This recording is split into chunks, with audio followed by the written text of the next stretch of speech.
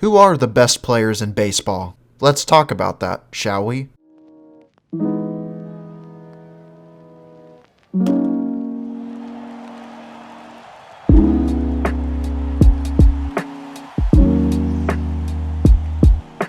What is going on, ladies and gentlemen? I hope all of you are having a fantastic day and are enjoying some spring training baseball so far. For today's video, I'm going to be ranking, in my personal opinion, the best player at each respective position. I'm only going to include one person per position, including one starting pitcher and one reliever. So without wasting any more time, let's jump right into the video. For the catching position, I almost picked JT Realmuto, but I ended up going with Yasmani Grandal instead. Since 2016, Grandal is second in home runs, fifth in slugging, third in OPS, second in WOBA, first in WRC plus, and first in F4. Yasmani is tied with JT for first in RBIs. However, Yasmani has contributed to 2.6 more wins to his team than JT has in one less game and 160 less plate appearances. Yasmani also leads all catchers since 2014 in defensive runs saved, and is a top 5 catcher in framing since 2015. However, JT does have the edge in pop time and is actually significantly better in that stat. Moving on to first baseman, I ended up picking Freddie Freeman. This was honestly a very easy decision and a no-brainer for me, just because of the fact that since 2016, Freeman is second in home runs, fourth in RBIs, second in average, second in on-base percentage, first in slugging, first in OPS,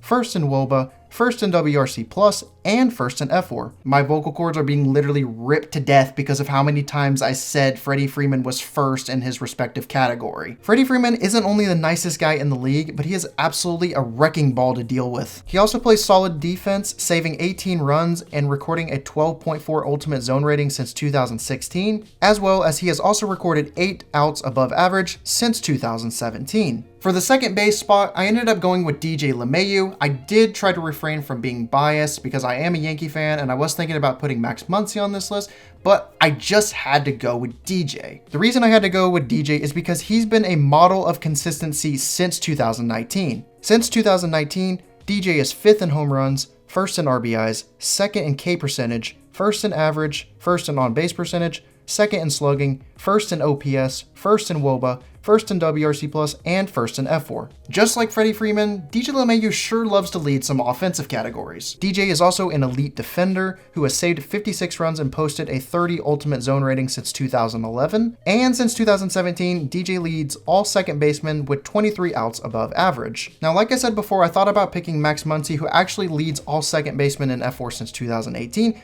but DJ is right behind him, only by 0.5 wins in 13 less games played, and like I said before, since 2019, DJ has been ridiculously consistent. For the shortstop position, you could have picked a lot of people. You could have picked Corey Seager, you could have picked Trevor Story, you could have picked Francisco Lindor, but I ended up deciding to go with Tatis Jr. Now, I know Fernando has only played 143 games since 2019, but in that small amount of time, he has contributed 6.5 wins to his team, which is absurd. In that very small sample size, Tatis has recorded 39 home runs, 98 RBIs, a 301 average, 374 on-base percentage, 582 slugging, a 956 OPS, 396 WOBA, and a 150 WRC plus in 629 plate appearances. What really sticks out to me about Tatis Jr. is the fact that in 2020, he was in the top 1% for both exit velocity and barrel percentage. However, I can understand that Tatis' defense has been quite suspect lately, including the fact that he has a negative 4.9 ultimate zone rating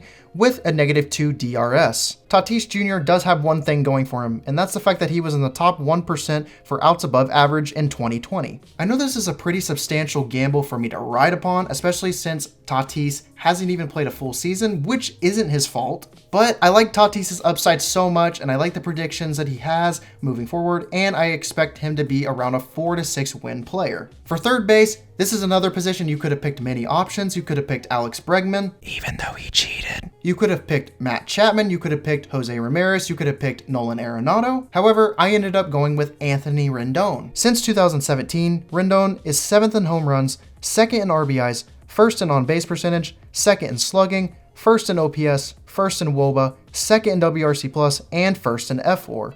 Anthony is actually tied with Justin Turner for first in average with a 307 average. Since 2014, Anthony has saved 29 runs and accumulated a 35.1 ultimate zone rating. And since 2017, Rendon has recorded 13 outs above average, meaning that Anthony is quite the defender. For the left field position, I ended up going with Christian Yelich. I think this is a pretty obvious choice. Among hitters with at least 2,000 plate appearances since 2014, Yelich is 4th in home runs, 4th in RBIs, 2nd in average, 1st in on-base percentage, 3rd in slugging, 1st in OPS, 1st in WOBA, 1st in WRC+, and 1st in F4. Although Yelich's defensive numbers in any other position outside of left field are suspect at best, he does play solid defense in left field, recording a 10.7 ultimate zone rating since 2013 and saving 21 runs in the process. Yelich has also been in the top 8% in exit velocity since 2015. And for center field, since 2011,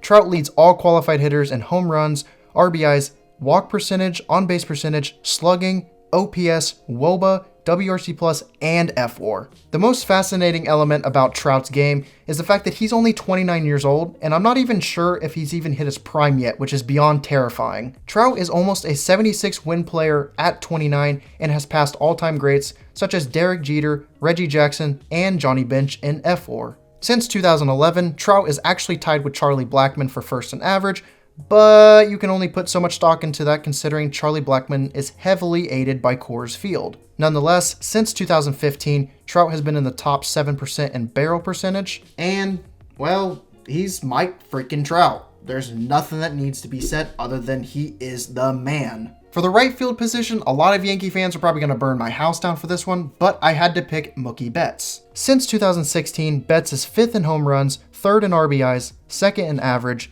4th in on-base percentage, 5th in slugging, 5th in OPS, 5th in WOBA, 4th in WRC+, and 1st in F4. Mookie Betts is the prime definition of an outstanding elite defender. Since 2016, among all qualified right fielders, Betts leads in defensive runs saved with 104 and a 76.6 ultimate zone rating. And I hate to say it, Yankee fans, I gotta be honest, it's not even relatively close. Not only does Betts lead in DRS and UZR among all qualified right fielders since 2016, but Betts also leads all right fielders in outs above average with 58 since 2017. For the DH position, it was either between Nelson Cruz or JD Martinez, but I ended up going with Cruz. Since 2008, which is quite a track record, Cruz is 1st in home runs, 2nd in RBIs, 6th in average, 9th in on-base percentage, 2nd in slugging, 2nd in OPS, 3rd in WOBA, 2nd in WRC+, and 1st in F4. If you couldn't guess already, most of those stats that Cruz is not 1st in,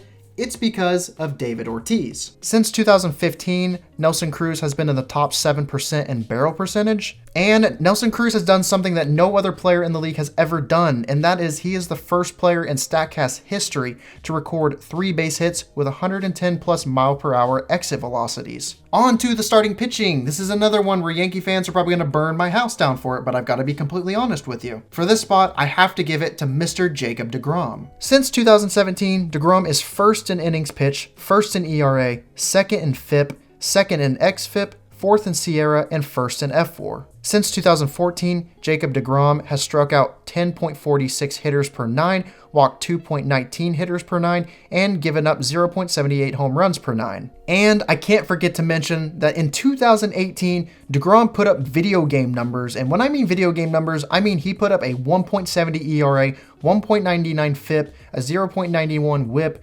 2.78 Sierra, and a 9 F4 season as a starting pitcher, which is nuts. Interestingly enough, deGrom only posted a 10-9 record that year, which in short leads to 2 things. 1, pitching wins don't matter, and 2, the Mets should probably score more runs and help out deGrom. Last, but certainly not least, because every position matters, we are on to the relief pitcher. This was easily the toughest one for me to determine. Josh Hader was on the list, Nick Anderson was on the list, Kirby Yates was on the list, even though Kirby did have a poor 2020, even though you can only take 2020 with a grain of salt considering the sample size. But I ended up going with Liam Hendriks. Among relievers since 2019 with at least 70 innings pitched, Hendriks is 1st in ERA, 1st in FIP, 3rd in WHIP, 3rd in Sierra, and 1st in F4. In 2020, Liam had a wicked fastball with 10.1 inches of drop, and in 2019, his fastball had 10.7 inches of drop. In 2020, hitters only posted a .067 slugging against his slider